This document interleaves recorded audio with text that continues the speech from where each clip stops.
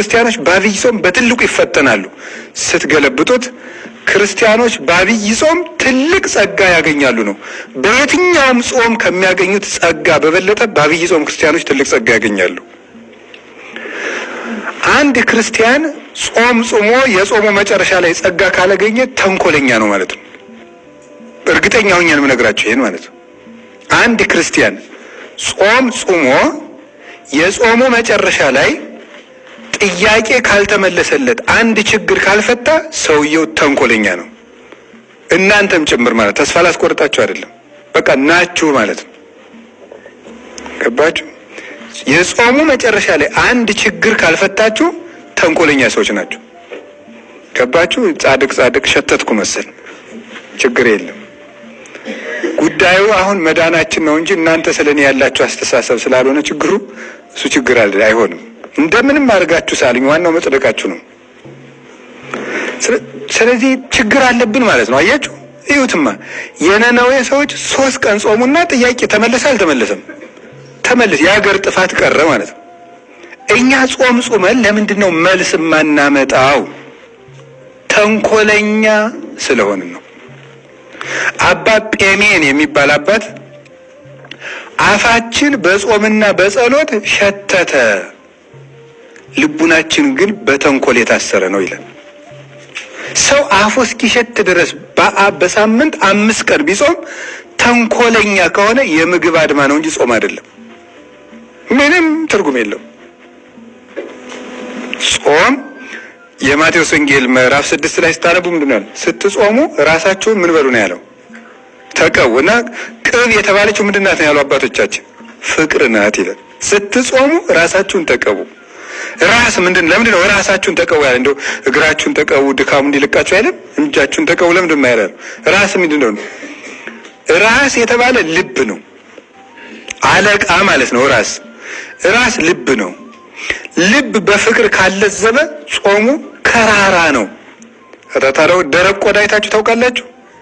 የበሬው ቆዳ ተገፎ ሲሰጣ ደርቆ ፀሐይ ከመጣው በኋላ ወግቶ የሚጥል ነው በጣም። ልብ በፍቅር ካለዘበ ጾም ቢጾም ሰው እየከረረ ነው የሚሄደው። እንደውም ይሄ ለማዳ ሰይጣን ይባላል።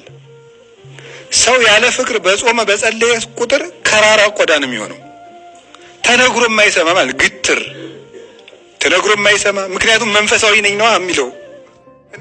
አይጣለው ድረስ ነው እኮ የተለሰነ መቃብር ማለት ይሄ ነው። እንዳይነገር መንፈሳዊ ነው፣ ጻድቅ ነው። እንዴ በቤት ተገብቶ ይነገራል? አይመከር ነገር፣ ከባድ ነገር ነው። ስለዚህ እግዚአብሔር ጥያቄያችን እንዲመልስልን ይቅርታና ፍቅር እጅግ የነፍስ መድኃኒቶች ናቸው። ካልሆነ ግን እግዚአብሔር ከምግብ ጋር መሻጣላንና እጽዋቱ ምን በደሉ፣ ጤፍ ምን በድሎ፣ ስንዴ ምን በድሎ፣ ባቄላ ምን በድሎ፣ እንኳን ሌላ የበሬ ስጋስ ምን በድሎ። ጉዳዩ ከምግብ ጋር ሳይሆን እግዚአብሔርን በምህረት መምሰል ነው ጾም ማለት። ምህረት ጾም የምህረት እናት ናት፣ የጸሎትም እናት ናት። ጾም እማ ለጸሎት እህታ ለአርምሞ ወጥንት ለኩሉ ገድል ሰናይት። ጾም ማለት ምን ማለት ነው የሚለው ማር ይስሐቅ ላይ ሲናገር ጾም ማለት የጸሎት እናት፣ የአርምሞ እህት፣ የመልካም ተጋድሎ ሁሉ መሰረት ናት ብሏል። ጾም ሲናገር ጾም የዚህ ሁሉ ምንጭ ናት። ምሕረት ደግሞ ይከተላታል። አንድ ሰው እየጾመ ካልመጸወተ እንግዲህ ጠዋት ቁርስ ይበላ የነበረውን በ9 ሰዓት እየበላ ከጾመ የቁርሱን ለድሃ ካልሰጠው ቁጠባ ነው እንጂ ጾም አይባልም። ምጽዋት የሌለው ጾም አይባልም። ምክንያቱም ጾምን የሚያሳምራት ምሕረት ስለሆነ ነው። እና በነገራችሁ ላይ ጾሙን ስትጾሙ መጨረሻ ላይ መልካም ነገር ማግኘት አለባችሁ ያለው ቅዱስ ዮሐንስ አፈወርቅ ነው። ጾም ስትጨርሱ የጾም መጨረሻ ላይ አምናችሁ አንድ ነገር አገኛለሁ ብሎ መጾም ይገባል።